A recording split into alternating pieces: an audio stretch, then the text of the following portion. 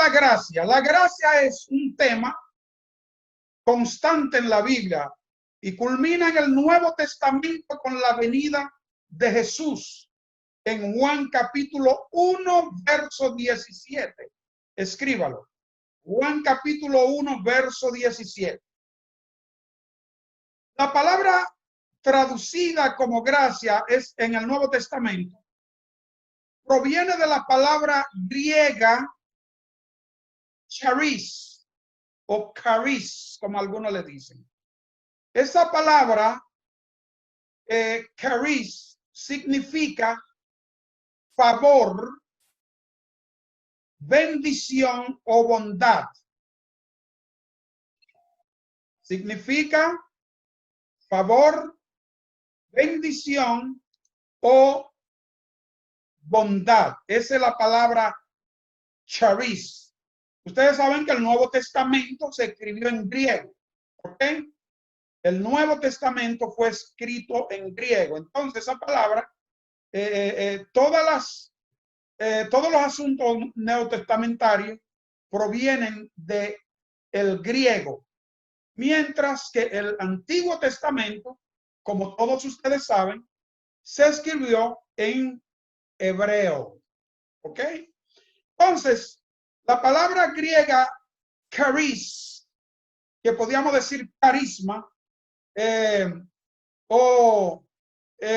favor o bendición o bondad, todos podemos entender que es el abrazo al mundo entero por el amor y la flexibilidad de Jesús. Amén.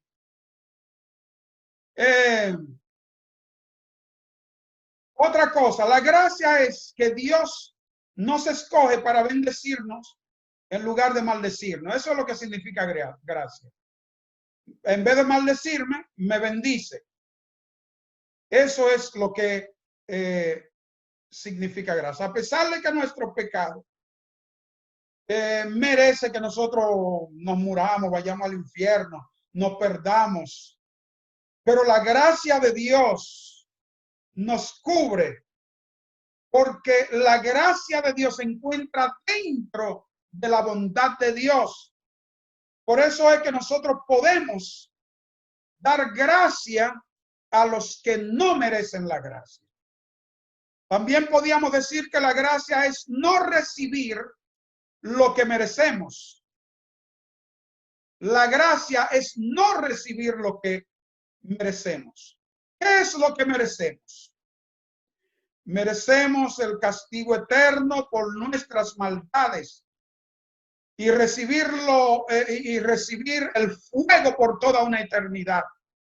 O sea, la gracia es recibiendo lo que no merecemos.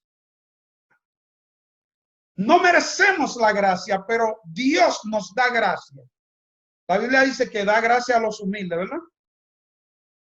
Así, háganme así. Quiero que participen en mi clase. Dios da gracia a los humildes.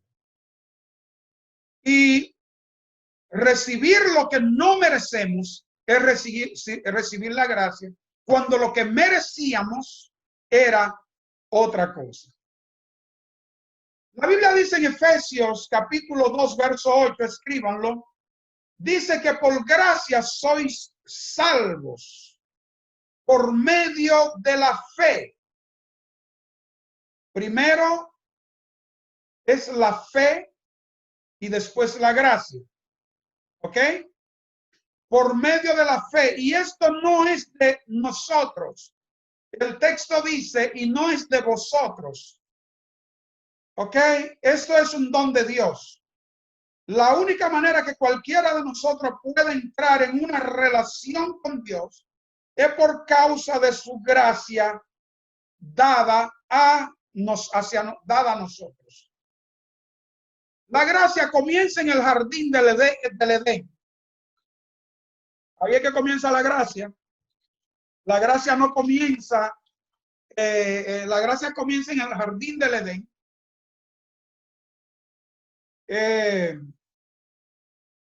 Cuando Dios mató un animal para cubrir el pecado de Adán y Eva, ¿verdad? Eso está en donde, en Génesis capítulo 3, verso 21. Escríbanlo.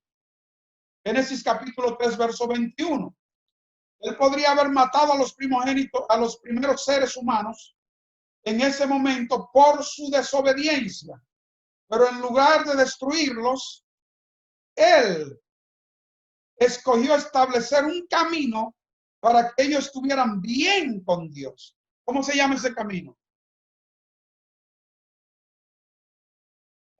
La gracia. O sea, el asunto no es, ustedes saben que yo me crié en una iglesia muy buena, porque en esa iglesia me enseñaron a ayunar, a buscar a Dios, a cosas que mantengo hasta hoy. Me enseñaron a ayunar 40 días al comienzo del año.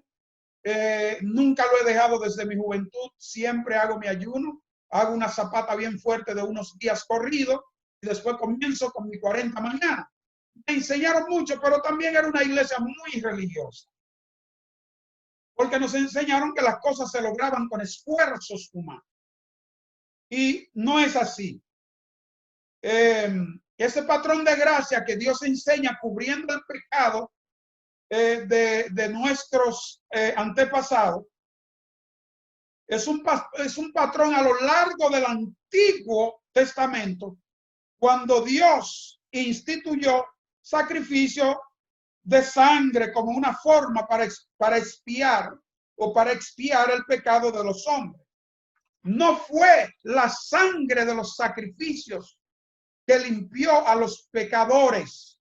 Esos sacrificios no pudieron limpiar a los pecadores.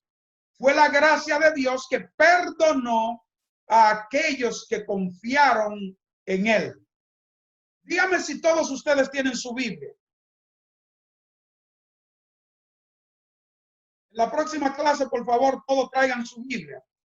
Anoten ahí, como se nos fue el tiempo, Hebreos capítulo 10, verso 4, para que ustedes vean lo que les estoy diciendo, que la gracia no comienza con Jesús. La gracia comienza con la teofanía de Dios desde el Antiguo Testamento. Génesis 15, 6. Ahora, el apóstol Pablo comenzó muchas de sus cartas con la frase: gracia y paz a vosotros de Dios nuestro Padre y del Señor Jesucristo, ¿verdad? Escriban eso en Romanos capítulo 1, verso 7. También escriban a Efesios capítulo 1, verso 1. También escriban a Primera de Corintios 1, 3.